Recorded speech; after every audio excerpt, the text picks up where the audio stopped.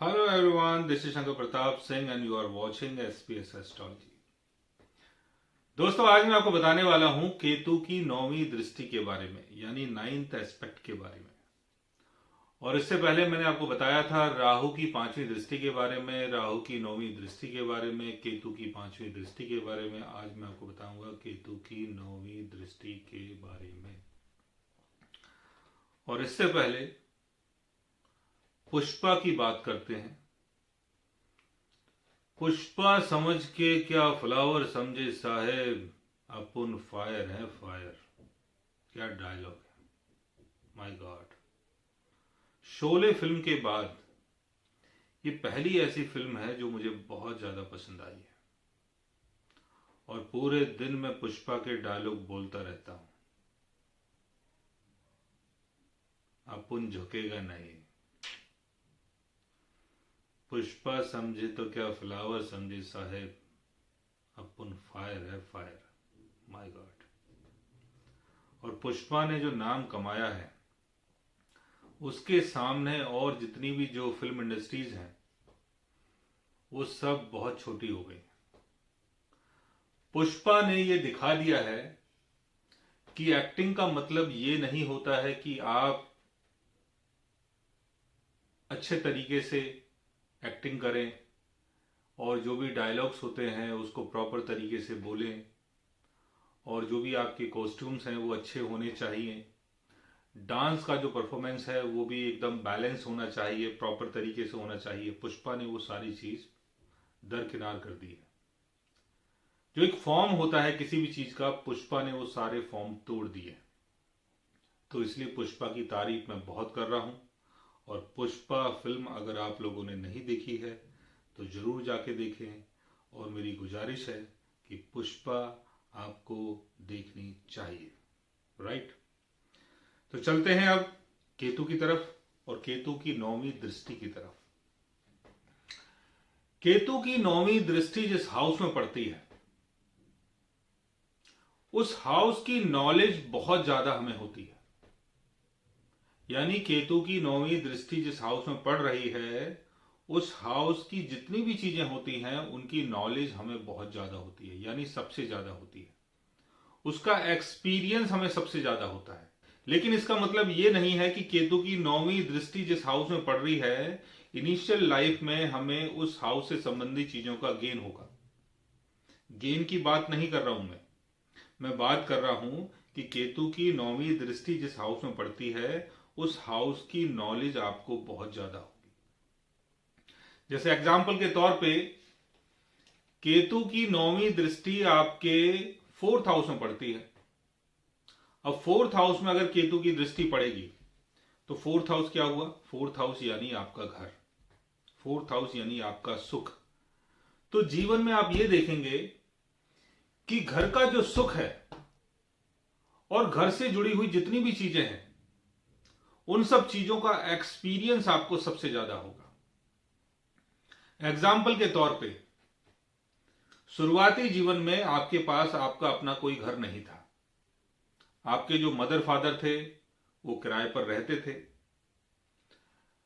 जब एक पूरा महीना पूरा होता है और जब हम मकान मालिक को किराया देते हैं तो कई बार आपने ऐसी भी चीजें देखी होगी कि जहां पर आपके पास पैसे ही नहीं है, आपके मदर फादर के पास पैसे ही नहीं है कि वो मकान मालिक को पूरा किराया दे पाए। उसके चक्कर में क्या होगा? उसके चक्कर में जो मकान मालिक है वो बोलेगा कि भाई मकान खाली कर दो। तो आपने वहां से अपना मकान खाली किया, आप कहीं और चले गए, फिर आप वहां पर रहना शुरू कर दिया आप लोगों ने। वहां रहने के बाद फिर क्या हुआ कि अचानक से ऐसी कोई परिस्थिति बनी कि जिसके चक्कर में आपका जो काम धंधा है वो बिल्कुल ही बंद हो गया। अब 6-7 महीने का किराया आपका फिर दोबारा से चढ़ गया, फिर वहां से आपने मकान खाली कर दिया और उसके बाद आपकी कोई कमाई हुई और आपने अपना मकान बना लिया, प्लॉट बना लिया। उसके बाद क्या होता है कि कोई ऐसी प्रॉब्लम खड़ी हो जाती है आपके सामने कि जिसके चक्कर में आपको मकान बेचना पड़ जाता है। तो यहां पर क्या हो रहा है? यहां पर हमें चीजों का गेन नहीं हो रहा है, यहां पर हमें चीजों का एक्सपीरियंस हो रहा है। यानी 4th हाउस यानी घर, घर से संबंधित चीजों का एक्सपीरियंस, चाहे वो एक्सपीरियंस अच्छा है या बुरा है वो एक अलग बात है, लेकिन हमें केतु एक्सपीरियंस करवाता है। जहां पर केतु की 9वीं दृष्टि पड़ती है। 9वीं दृष्टि का मतलब हो गया ज्ञान, यानी उस हाउस से संबंधित चीजों का ज्ञान हमें केतु इनिशियल लाइफ में देता है। केतु की 9वीं दृष्टि अगर आपके छठे घर में पड़ती है, 6th हाउस में, तो ऋण, रोग और शत्रु का ज्ञान, यानी आपने कहीं से कर्जा लिया, कर्जे के चक्कर में आपको वहां से भागना पड़ गया, या इतना कर्जा चढ़ गया जिसके चक्कर में आपने कुछ 2 नंबर का काम करना शुरू कर दिया। 2 नंबर के काम को करने के बाद आपके ऊपर कोई ऐसे झूठे या सच्चे एलिगेशन लगे जिसके चक्कर में 2-4 साल आपने जेल की हवा खा ली। और आपको हो सकता है कोई ऐसी बीमारी हुई या आपके परिवार में किसी को ऐसी बीमारी हुई जिसके चक्कर में आप हॉस्पिटल के चक्कर लगा रहे हैं। आपको सारी दवाइयों की नॉलेज हो चुकी है, आपको सारे हॉस्पिटल्स की नॉलेज हो चुकी है कि कहां कौन सा हॉस्पिटल है, कहां कौन सा इलाज चलता है।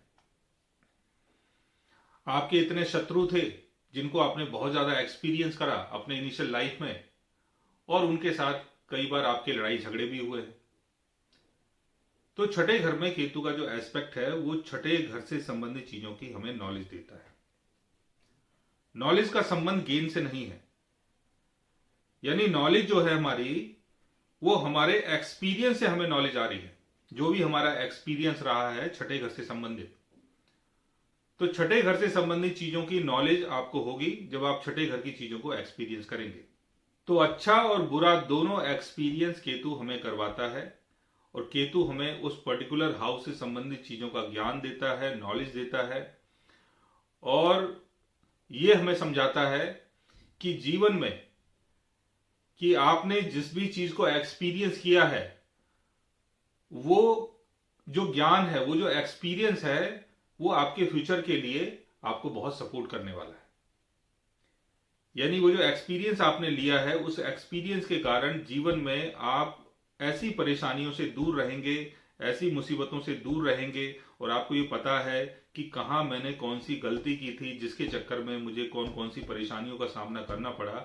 तो केतु की जो दृष्टि है वो ये बताती है कि आप जीवन में किन किन चीजों को अंडरस्टैंड कर रहे हैं और किन किन चीजों को समझ रहे हैं, ताकि भविष्य में आप उन चीजों से बच सके। सो गाइज, आज मैंने आपको बताया केतु की 9वीं दृष्टि के बारे में। अगर आप भी जानना चाहते हैं किसी ऐसी दृष्टि के बारे में, केतु की दृष्टि के बारे में, तो उसके लिए आप हमारे चैनल को सब्सक्राइब कर सकते हैं। और अगर आप हमसे बात करना चाहें, कंसल्ट करना चाहें, पर्सनली हमसे मिलना चाहें, तो आप हमारी वेबसाइट के थ्रू, हमारे ऐप के थ्रू हमसे मिल भी सकते हैं, बात भी कर सकते हैं, और गाइज आप हमसे कंसल्ट भी कर सकते हैं। So guys, take care, love you all and good bye.